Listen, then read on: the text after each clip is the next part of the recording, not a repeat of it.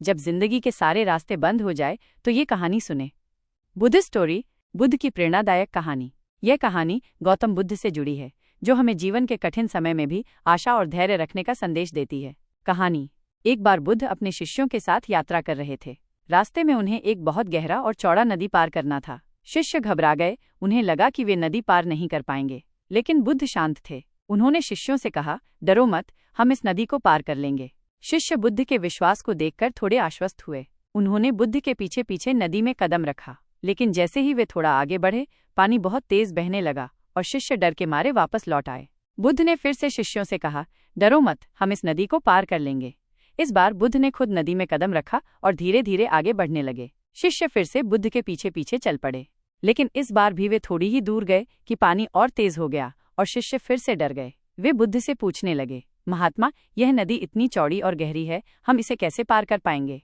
बुद्ध ने मुस्कुराते हुए कहा, बच्चों, तुम इस बात पर ध्यान दे रहे हो कि नदी कितनी चौड़ी और गहरी है, लेकिन तुम इस बात पर ध्यान नहीं दे रहे हो कि हम कहाँ जा रहे हैं। हम एक नई जगह पर जा रहे हैं, जहाँ हमें शांति और ज्ञान मिलेगा। अगर हम इस नदी को पार करने में सफल हो गए तो हम अपनी मंजिल तक पहुँच जाएंगे। बुद्ध की बात सुनकर शिष्य प्रेरित हुए और उन्होंने फिर से नदी में कदम रखा। इस बार उन्होंने डर को अपने ऊपर हावी नहीं होने दिया और बुद्ध के साथ मिलकर नदी को पार कर गए। कहानी का संदेश। ये कहानी हमें बताती है कि जीवन में जब हम कठिन परिस्थितियों से गुजरते हैं तो हमें निराश नहीं होना चाहिए। हमें अपने लक्ष्य पर ध्यान केंद्रित रखना चाहिए और धैर्य से काम लेना चाहिए। अगर हम दृढ़ निश्चय के साथ आगे बढ़ते हैं तो हम किसी भी मुश्किल को पार कर सकते हैं। ये कहानी हमें ये भी सिखाती है कि डर को दूर करें। डर हमें आगे बढ़ने से रोकता है। हमें अपने डर पर काबू पाना चाहिए और आगे बढ़ना चाहिए। धैर्य रखें। जीवन में सफलता पाने के लिए धैर्य बहुत जरूरी है। हमें कठिन परिस्थितियों में भी धैर्य नहीं खोना चाहिए। लक्ष्य पर ध्यान केंद्रित रखें। हमें अपने लक्ष्य पर ध्यान केंद्रित रखना चाहिए और उसे पाने के लिए कड़ी मेहनत करनी चाहिए। आशावादी रहें। हमें हमेशा आशावादी रहना चाहिए। आशा ही हमें आगे बढ़ने की शक्ति देती है। निष्कर्ष। ये कहानी हमें जीवन के हर मोड़ पर प्रेरणा देती है। यह हमें सिखाती है कि जीवन में कोई भी लक्ष्य असंभव नहीं है। अगर हम दृढ़ निश्चय और धैर्य के साथ आगे बढ़ें तो हम निश्चित रूप से सफल होंगे। क्या आप इस कहानी के बारे में कुछ और जानना चाहते हैं? बुद्ध की कहानी, जब जिंदगी के सारे रास्ते बंद हो जाएं। भाग 2, गहराई में उतरना। पिछले भाग में हमने देखा कि कैसे बुद्ध ने अपने शिष्यों को एक गहरी नदी पार करने के लिए प्रेरित किया। इस कहानी में छिपे और भी गहरे अर्थ हैं जो हमें जीवन के कई पहलुओं को समझने में मदद करते हैं। नदी का प्रतीकात्मक अर्थ। जीवन की चुनौतियां। नदी जीवन की उन चुनौतियों और कठिनाइयों का प्रतीक है जिनका सामना हमें करना पड़ता है। ये चुनौतियां कभी कभी इतनी बड़ी और गहरी लगती हैं कि हम सोचते हैं कि हम उनसे पार नहीं पा सकेंगे। अज्ञात का भय। नदी का गहरा पानी अज्ञात का भय का प्रतीक है। हम अक्सर नए अनुभवों और बदलावों से डरते हैं क्योंकि हम नहीं जानते कि आगे क्या होगा। आंतरिक संघर्ष। नदी पार करना हमारे आंतरिक संघर्ष का भी प्रतीक है। जब हम जीवन में कोई बड़ा फैसला लेते हैं तो हमें अपने मन और बुद्धि के बीच संघर्ष का सामना करना पड़ता है। बुद्ध का संदेश। डर पर विजय। बुद्ध ने अपने शिष्यों को सिखाया कि डर पर विजय प्राप्त करना ही जीवन की सबसे बड़ी चुनौती है। जब हम डर को अपने ऊपर हावी नहीं होने देते तो हम किसी भी कठिनाई का सामना कर सकते हैं। लक्ष्य पर ध्यान केंद्रित रखें। बुद्ध ने शिष्यों को बताया कि उन्हें नदी की गहराई पर नहीं बल्कि अपनी मंजिल पर ध्यान केंद्रित रखना चाहिए। जीवन में भी हमें अपने लक्ष्य पर ध्यान केंद्रित रखना चाहिए और विचलित नहीं होना चाहिए। आत्मविश्वास। बुद्ध का आत्मविश्वास उनके शिष्यों के लिए प्रेरणा का स्रोत था। जब हम अपने आप पर विश्वास करते हैं तो हम किसी भी मुश्किल परिस्थिति का सामना करने के लिए तैयार हो जाते हैं। आज के समय में प्रासंगिकता।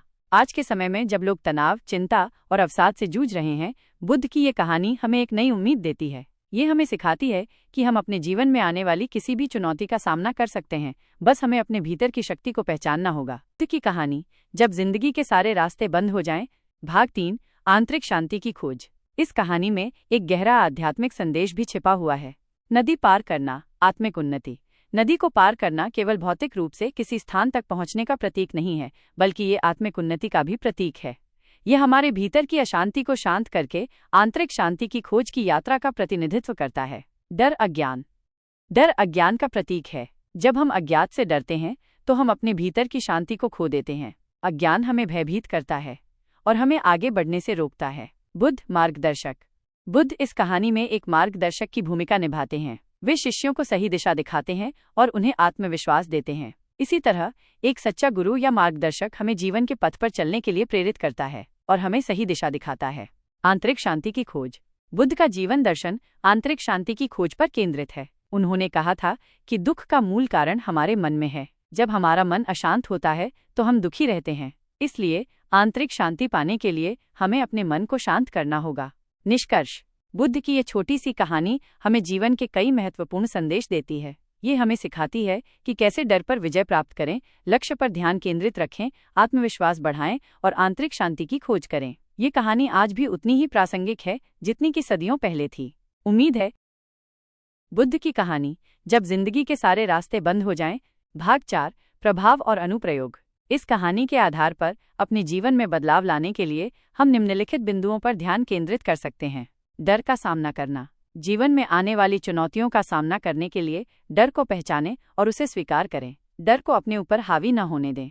ध्यान और योग जैसी तकनीकों का उपयोग करके डर को कम करने का प्रयास करें। लक्ष्य पर ध्यान केंद्रित रखना। अपने जीवन में लक्ष्य निर्धारित करें और उन्हें स्पष्ट रूप से परिभाषित करें। विचलित होने से बचें और अपने लक्ष्यों को प्राप्त करने के लिए दृढ़ संकल्प बनाएं। अपनी ऊर्जा को सकारात्मक दिशा में निर्देशित करें। आत्मविश्वास बढ़ाना। अपनी क्षमताओं में विश्वास करें। अपनी उपलब्धियों को स्वीकार करें और उनका जश्न मनाएं। सकारात्मक सोच को अपनाएं और खुद से सकारात्मक बातें करें। आंतरिक शांति की खोज। ध्यान, योग और मनन जैसी तकनीकों का अभ्यास करें। प्रकृति के साथ समय बिताएं और शांति का अनुभव करें। दूसरों की मदद करें और करुणा का अभ्यास करें।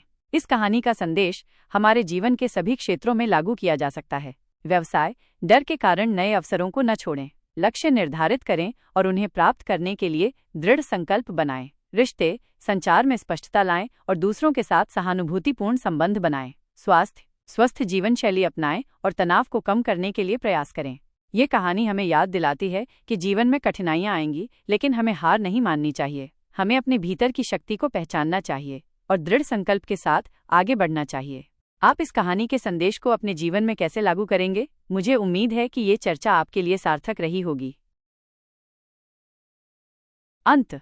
इस चर्चा के माध्यम से हमने बुद्ध की प्रेरणादायक कहानी को गहराई से समझा। हमने देखा कि कैसे ये कहानी जीवन के विभिन्न पहलुओं से जुड़ी हुई है और हमें कई महत्वपूर्ण संदेश देती है। मुझे उम्मीद है कि इस चर्चा से आपको अपने जीवन में सकारात्मक बदलाव लाने में मदद मिलेगी। शुभकामनाएं।